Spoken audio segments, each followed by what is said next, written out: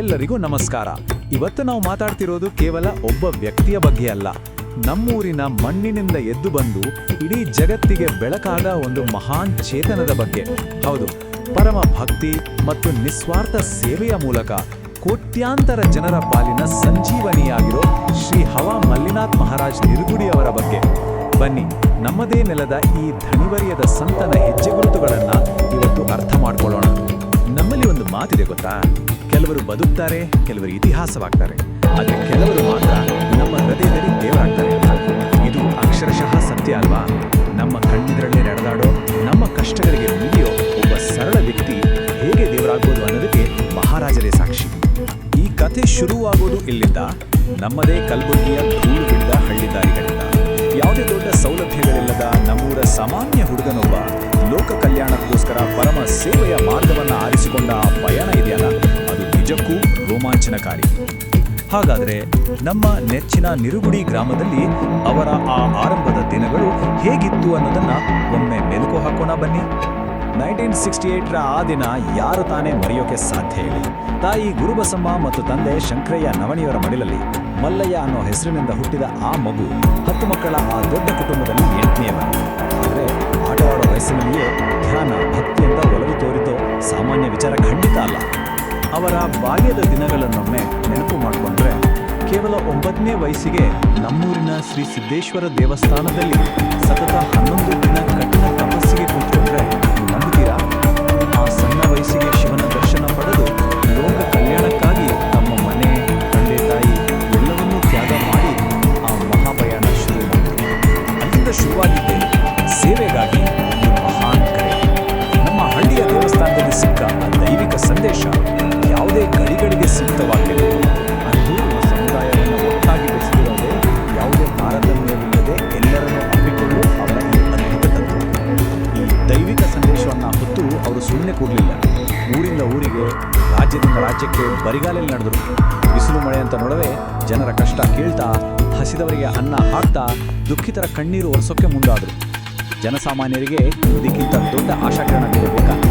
ಈಗ ಅವರ ಆ ಬೆರಗುಗೊಳಿಸುವ ಸಾಧನೆಗಳ ಬಗ್ಗೆ ಸ್ವಲ್ಪ ಪ್ರಚಾರ ಅಂದ್ರೆ ಏನು ಅಂತಲೇ ಗೊತ್ತಿಲ್ಲದ ನಮ್ಮೂರಿನ ಸರಳ ವ್ಯಕ್ತಿಯೊಬ್ಬರು ಕಟ್ಟಿದ ಆಶ್ರಯದ ಜಾಲ ಎಷ್ಟಿದೆ ಗೊತ್ತಾ? 5,000ಕ್ಕೂ ಅಧಿಕ. ಹೌದು, ದೇಶದ ಮೂಲೆ ಮೂಲೆಯಲ್ಲಿ 5,000ಕ್ಕೂ ಹೆಚ್ಚು ಮಠ ಆಶ್ರಮಗಳನ್ನ ಕಟ್ಟಿದರೆ ಕೇವಲ ಜನಸೇವೆಗಾಗಿ ಇಷ್ಟು ದೊಡ್ಡ ಸಾಮ್ರಾಜ್ಯವನ್ನೇ ಸೃಷ್ಟಿಸಿ ಅದಕ್ಕೆ ಯಾವುದೇ ಪಬ್ಲಿಸಿಟಿ ಬೇಡ ಅನ್ನೋವರ ಆ ನಿಸ್ವಾರ್ಥತೆಗೆ ನಾವು ತಲೆ ಬಾಗಲೇಬೇಕು. ಆಶ್ರಮಗಳು ಮಾತ್ರ ಅಲ್ಲ, ಬರೋಬ್ಬರಿ 6,000 ಶಿವಲಿಂಗಗಳನ್ನು ವಿವಿಧ ಕಡೆ ಸ್ಥಾಪನೆ ಮಾಡಿದ್ದಾರೆ. ಭಕ್ತಿ ಮತ್ತು ದೇಶ ಸೇವೆಯನ್ನ ಜೊತೆಯಾಗಿ ತಗೊಂಡೋಗುವ ಅವರ ಈ ಅವಿರತ ಶ್ರಮ ನಿಜಕ್ಕೂ ಬೆರಗು ಹುಟ್ಟಿಸುತ್ತೆ. ಇಷ್ಟೆಲ್ಲಾ ದೊಡ್ಡ ಮಠಮಾನ್ಯಗಳಿದ್ರೂ ಅವರು ಯಾವತ್ತಾದ್ರೂ ಸಿಂಹಾಸನ ಏರಿ ಕೂತಿದ್ದನ್ನ ನೋಡಿದ್ದೀವಾ? ಖಂಡಿತ ಇಲ್ಲ. ಸದಾ ನಮ್ಮಂತ ಭಕ್ತರ ಮಧ್ಯೆ ನಿರಂತರ ಸಂಚಾರ, ನಿರಂತರ ಸೇವೆ. ಅವರ ನಿಜವಾದ ಸರಳತೆ ಇರೋದೇ ಅಲ್ಲಿ. ಅಷ್ಟೇ ಅಲ್ಲ, ದೇಶದಲ್ಲಿ ಶಾಂತಿ, ಸೌಹಾರ್ದತೆ ನೆಲೆಸಲಿ ಅಂತ 5 ಟನ್ ತೂಕದ ಭವ್ಯ ಪಂಚಮುಖಿ ಪರಮೇಶ್ವರನ ಮೂರ್ತಿನ ಹೊತ್ತು 12 ಜ್ಯೋತಿರ್ಲಿಂಗಗಳ ಯಾತ್ರೆ ಮಾಡಿದ್ರು ಅಂದ್ರೆ ಅವರ ಸಂಕಲ್ಪ ಶಕ್ತಿ ಎಂಥದ್ದು ಅಂತ ನಾವೆಲ್ಲರೂ ಅರ್ಥ ಮಾಡ್ಕೊಳ್ಬೋದು. ಇದೊಮ್ಮೆ ಯೋಚನೆ ಮಾಡಿ, ಆಶ್ರಮಕ್ಕೆ ಬರೋ ಲಕ್ಷಾಂತರ ಜನರಿಗೆ ನಿರಂತರವಾಗಿ ತಾಜಾ ಹಣ್ಣುಗಳು, ಕಬ್ಬಿನ ಹಾಲು, ರುಚಿಯಾದ ಊಟ ಸಿಗ್ತಾನೇ ಇರುತ್ತೆ. ಆದರೆ ಇದಕ್ಕೆ ಸರ್ಕಾರದಿಂದ ಸಿಗೋ ಅನುದಾನ ಎಷ್ಟು? ಸಂಪೂರ್ಣ ಶೂನ್ಯ. ಇದೆಲ್ಲವೂ ಕೇವಲ ಭಕ್ತರ ಶ್ರದ್ಧೆ ಮತ್ತು ಮಹಾರಾಜರ ಸಂಕಲ್ಪದಿಂದ ನಡೀತಿರೋ ದೊಡ್ಡ ಪವಾಡ. ಮತ್ತೊಂದು ಮನಕಲಕುವ ವಿಚಾರ ಅಂದ್ರೆ, ಇಷ್ಟೊಂದು ದೊಡ್ಡ ಜಗದ್ಗುರು ಆಗಿದ್ರು ಆಶ್ರಯ ಅಂತ ಬರೋ ಜನರಿಗೆ, ಹಸಿದವರಿಗೆ ಸ್ವತಃ ತಮ್ಮ ಕೈಯಾರೆ ಅಡುಗೆ ಮಾಡಿ ಉಣಬಡಿಸ್ತಾರೆ. ಅವರ ಈ ಕರುಣೆ ಮತ್ತು ಪ್ರೀತಿಯೇ ನಾವೆಲ್ಲರೂ ಅವರನ್ನ ಅಷ್ಟು ಆರಾಧಿಸೋಕೆ ಮುಖ್ಯ ಕಾರಣ. ಸರಿ, ಇದು ಬರೀ ಧಾರ್ಮಿಕ ಬೋಧನೆಗೆ ಸೀಮಿತರಾಗಲಿಲ್ಲ. ಬದಲಾಗಿ ಬುದ್ಧ, ಬಸವಣ್ಣ, ಅಂಬೇಡ್ಕರ್ ಅವರ ಸಮಾನತೆಯ ತತ್ವಗಳನ್ನ ಸಾರಿದರು. ಹಾಗೆ ಭಗತ್ ಸಿಂಗ್, ಸಂಗೊಳ್ಳಿ ರಾಯಣ್ಣನಂಥ ವೀರರ ತ್ಯಾಗವನ್ನ ನೆನಪಿಸ್ತಾ ನಮ್ಮೆಲ್ಲರ ಮನಸ್ಸಲ್ಲಿ ಭಕ್ತಿ ಜೊತೆಗೆ ಅಪ್ಪಟ ದೇಶಭಕ್ತಿಯ ಬೀಜ ಬಿತ್ತಿತು. ರಾಷ್ಟ್ರ ಸೇವೆಯೇ ದೇವಸೇವೆ ಅನ್ನೋದು ಅವರ ಅಚಲ ನಂಬಿಕೆ. ಹಾಗಾಗಿಯೇ ಸಂವಿಧಾನ ಗೌರವ ಯಾತ್ರೆಗಳನ್ನು ದೇಶಾದ್ಯಂತ ಅತ್ಯಂತ ಯಶಸ್ವಿಯಾಗಿ ಆಯೋಜನೆ ಮಾಡಿದ್ರು.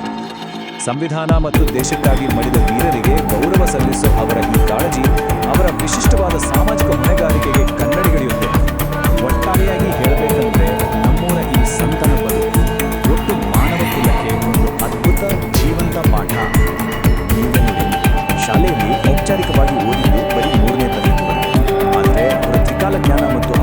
ಬುದ್ಧಿವಂತಿಕೆ ನೋಡಿದರೆ ಎಂಥವರಿಗೂ ಆಶ್ಚರ್ಯ ಆಗುತ್ತೆ.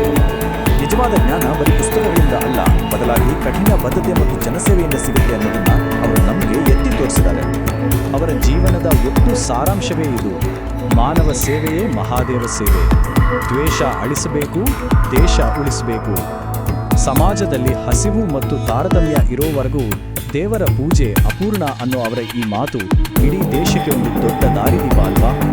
ಕೊನೆಯದಾಗಿ ನಾವೆಲ್ಲರೂ ಕೇಳಿಕೊಳ್ಬೇಕಾದ ಪ್ರಶ್ನೆ ಒಂದು: ನಮ್ಮೂರ ಮಣ್ಣಿನ ನಮ್ಮದೇ ಈ ಸಂಘ ಯಾವುದೇ ಪ್ರಚಾರದ ಹಸಿವಿಲ್ಲದೆ, ಸರ್ಕಾರದ ಹಂಗಿಲ್ಲದೆ ಲಕ್ಷಾಂತರ ಜನರಿಗೆ ಅನ್ನ ಹಾಕಿ ಸಮಾನತೆ ಸಾರೋದಕ್ಕೆ ಸಾಧ್ಯವಾದರೆ, ಸಾಮಾನ್ಯ ಮನುಷ್ಯರಾದ ನಾವು ಈ ಸಮಾಜಕ್ಕೆ ನಮ್ಮ ಕೈಲಾದ ಮಟ್ಟಿಗಾದರೂ ಹೇಗೆ ಸೇವೆ ಸಲ್ಲಿಸಬಹುದು? ಈ ಪ್ರಶ್ನೆಗೆ ಉತ್ತರ ಕಂಡುಕೊಡ್ತಾ, ಕರುಣಾಮಯಿ ಶ್ರೀ ಹವಾ ಮಲ್ಲಿನಾಥ ಮಹಾರಾಜರ ನಿಸ್ವಾರ್ಥ ಸೇವೆಯನ್ನು ಸ್ಮರಿಸುತ್ತಾ ಇಂದಿನ ಈ ವಿಚಾರವನ್ನು ಇಲ್ಲಿಗೆ ಮುಗಿಸೋಣ.